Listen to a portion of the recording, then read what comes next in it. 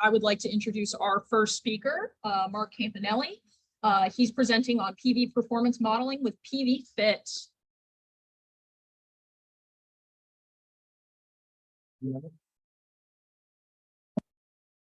Okay, I'm gonna start a timer too. Cool. Thanks, everyone. Hear me okay? My first talk since the pandemic. Yeah, on the side, this company Intelligent Measurement Systems, and I was a postdoc at NIST way back in the day. That's the National Institute of Standards and Technology in the US, and then also at NREL. So I have this combination of measurement, uncertainty, interests, and then also PV modeling. So without further ado, I will go on. So I have 3 items to cover. I might go a little fast in the beginning, but hopefully the slides are enough to go back to and get some of the details you might miss because the latter stuff is a little bit more interesting. So to start off, we'll talk about PVfit's approach to photovoltaic modeling. So I don't have a picture of the diode model, but it is a single diode model that PVfit uses. It's 6 parameters. It's the direct current side of the circuit. You can't really see very well at the bottom here, but there are key homogeneity assumptions. So you assume in this model, especially if it's for a module, all the cells are exactly the same. All the light on the cells are exactly the same. To the degree that that's not true, this model will not hold. I also don't model the reverse breakdown voltage of the diodes and that kind of thing. So just voltage greater than 0. Notice I write this as a sum of currents is equal to 0 because I think of it as it is Kirchhoff's current conservation law that gives us this equation. So it's a sum of currents at a node, and I wish I had provided the picture. I like Cliff Hansen's terminology. This we call the single diode equation.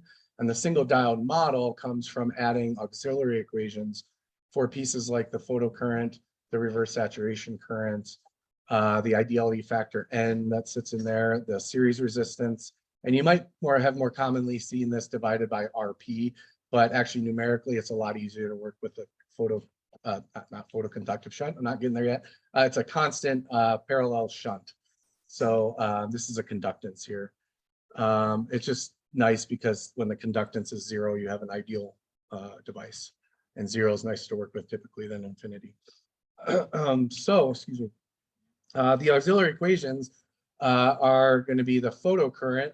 So what I do to get the photocurrent is set the voltage equal to 0 here, then you'll have short circuit current, solve for the photocurrent, and you get this nice auxiliary equation for how the photocurrent changes as a function of these other parameters, but specifically the short circuit current here, which is a surrogate for how much light's falling on the module.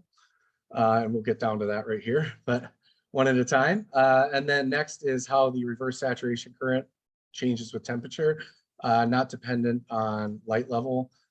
These values, by the way, with the knots are the reference condition values. This is the band gap of the semiconductor sitting in here. There are a few differences here. I think the DeSoto model actually doesn't have N here, the ideality factor. I've run into numerical fitting issues when you don't use that. This is closer to PVsys. Also closer to PVsys is I don't adjust the band gap as a function of temperature. So it's just really this constant band gap. Some other small items. I don't have a photoconductive shunt here. The shunt is just the constant value from the reference condition. Same thing with the resistance. PVsys sometimes allows you to also change the ideality factor based on temperature. Don't do any of that. Keep it simple. I will come back briefly to possibly having a photoconductive shunt that roughly approximates the PVsys model. And then the other big piece here is this F, which I used to call the effective irradiance or effective irradiance ratio, but that gets confused with other effective irradiances. So F is really just this ratio of the short circuit current at whatever operating condition you're at to some reference condition, which is typically standard test conditions. That is our measure of irradiance here. And there's really good reasons to measure irradiance this way. And then T is the temperature of the cell, or you can think of it as the junction. So that was a mouthful. We have observables, V, I, F, and T, and then these parameters we don't know that we'd like to find. And once we find them, then we can model power production. So this is visually what we're doing here, right? In an IEC 61853 matrix, you would have these data points where the dots are. And the idea is you want to come up with all these blue parameters, right, that produce these nice curve fits, right? So this is a fit to some NREL data. Again, always shout out to NREL for providing this type of data. And you can see my measurement of F is this, all these short circuit currents divided by this one short circuit current at STC. And you can actually see the small variation with temperature. ISC increases just a little bit with temperature here. And then you have strong dependence on VOC with temperature, not as much with irradiance. And then the PMP or maximum power points are kind of a mixture of those two, but much more strongly affected by temperature.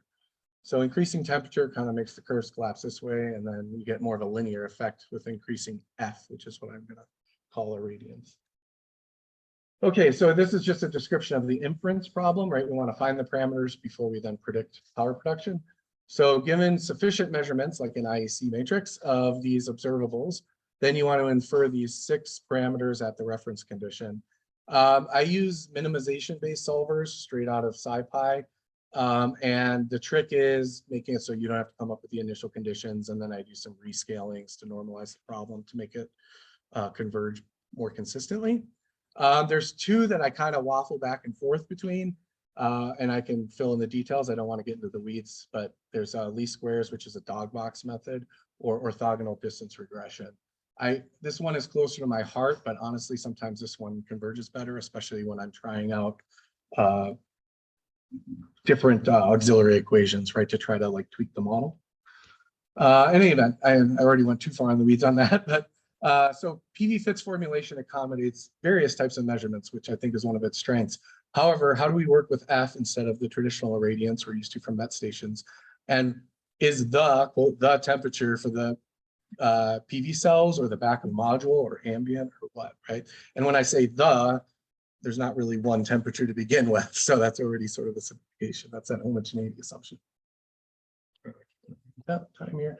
Okay, so there are 2 main ways we can come up with the F and T. This is what I learned when I was at NREL at a calibration lab, where they have reference devices that have little temperature probes in them, and they do spectral correction factors with them because they measure their quantum efficiency. It's all super, super high fidelity work. And so this F is, again, the ratio of ISC at whatever condition you're at, temperature and irradiance, to this reference value. And that turns out is equal to a spectral correction factor M times the same ratio, but in a reference device. But that reference device may be different silicon than the thing you're measuring, right? So there's a spectral responsivity difference.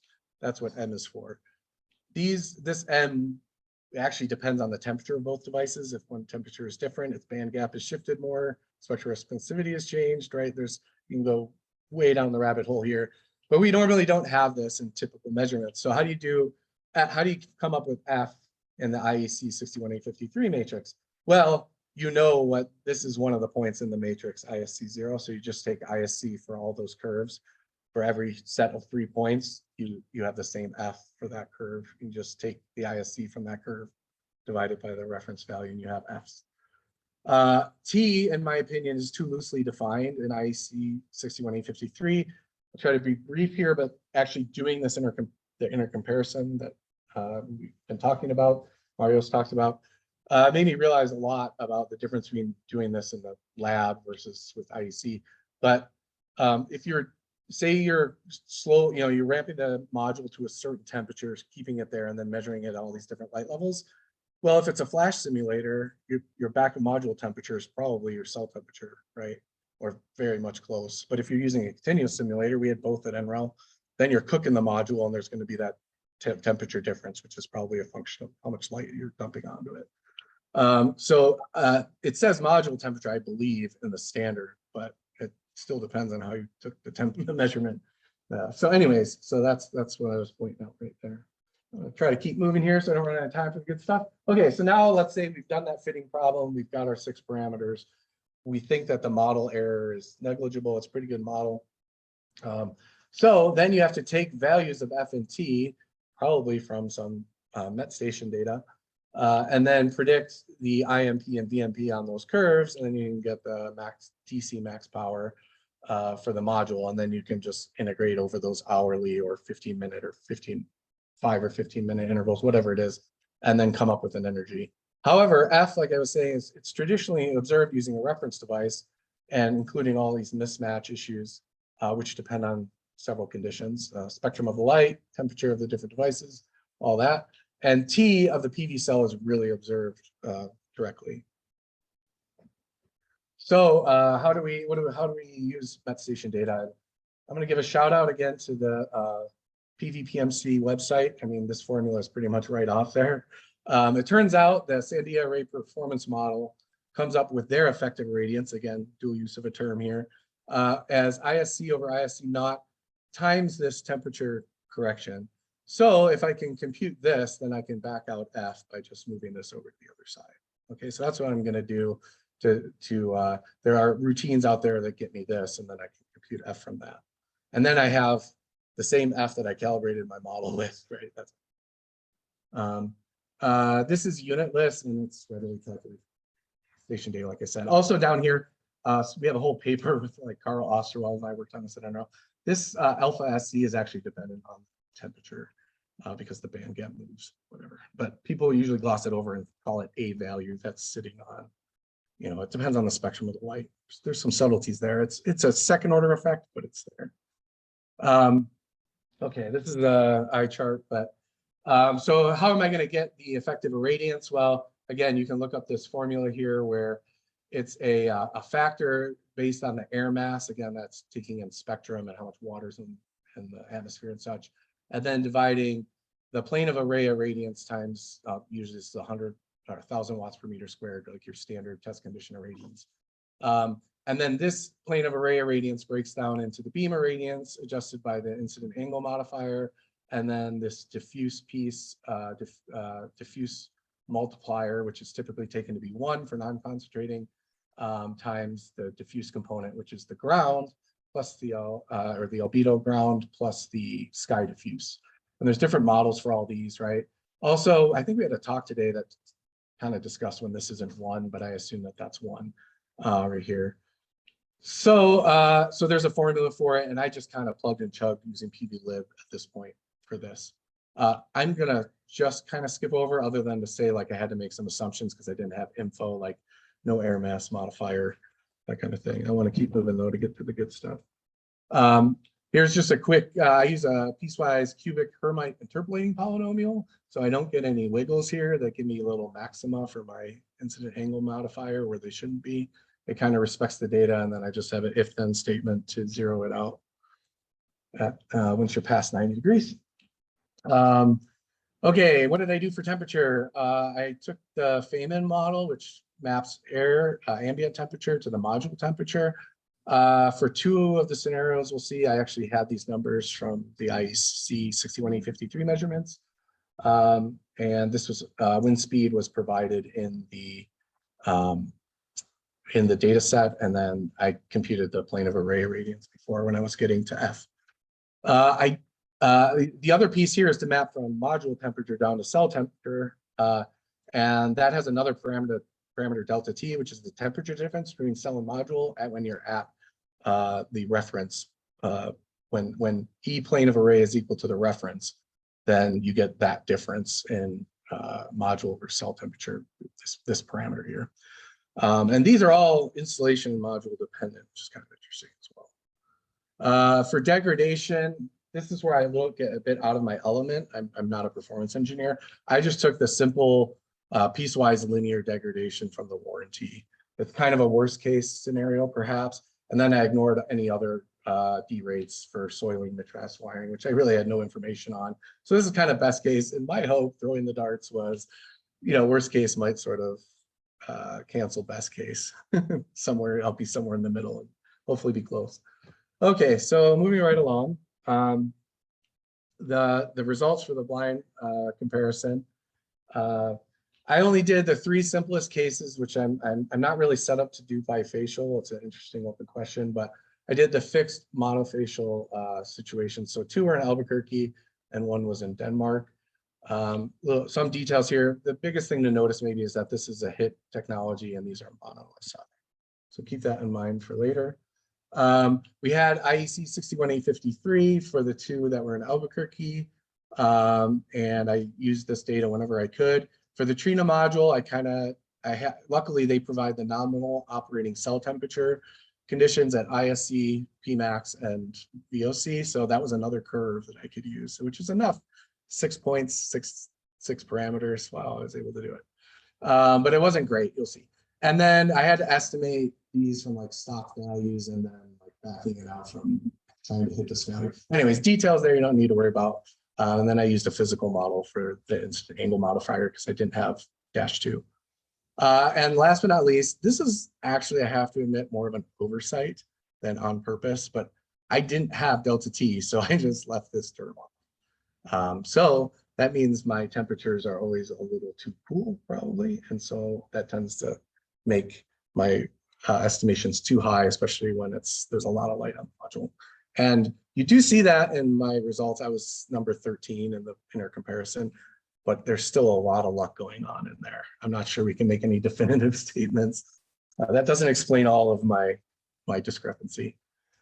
So here's the HIT module that I fit. I'm going to move through this pretty quick. Like I said, there's some interesting stuff in part 3, but you can see the fits are pretty well, but look down here, maybe not super at low light. A couple things to point out. There are my 6 parameters that I fit.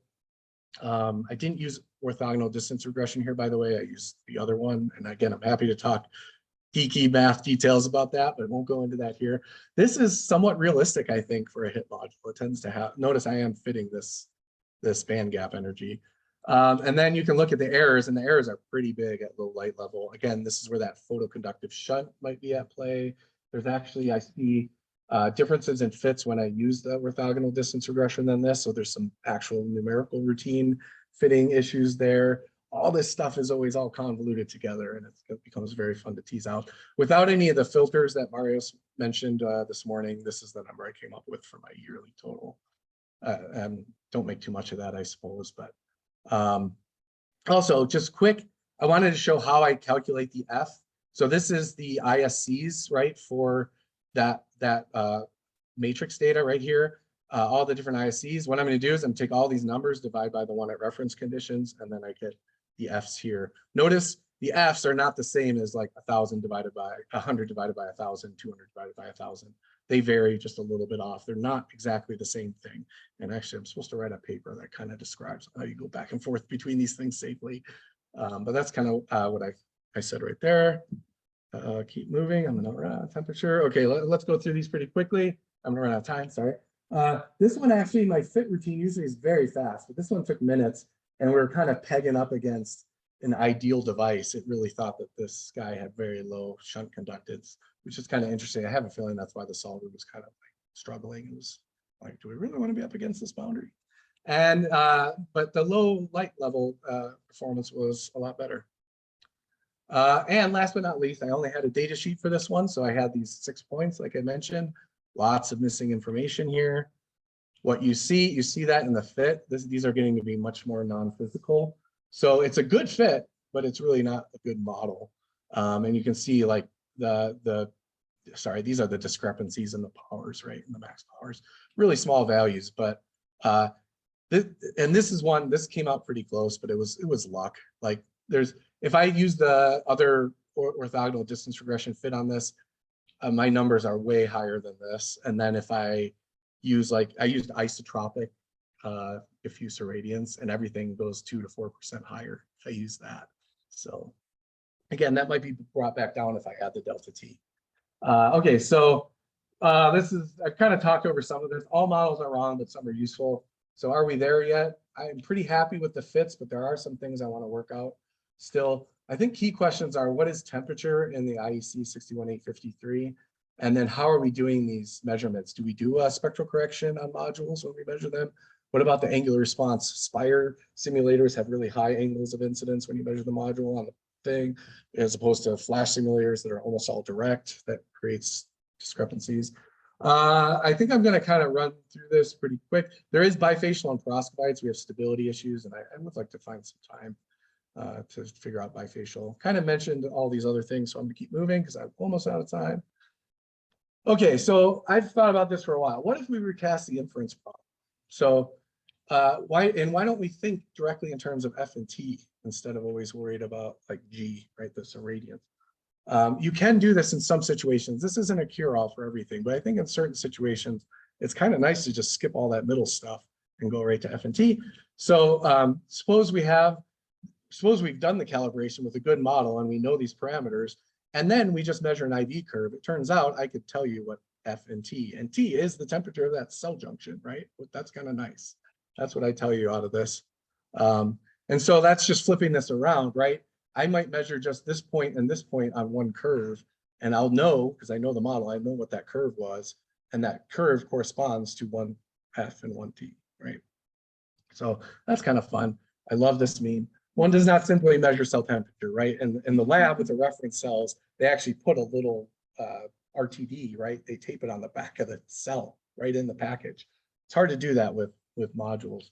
But I claim that if you have a good model and your module is reasonably stable, it's not degrading, and it's been light soaked and all that, you could probably infer what delta T for that module should be by taking just a few more measurements.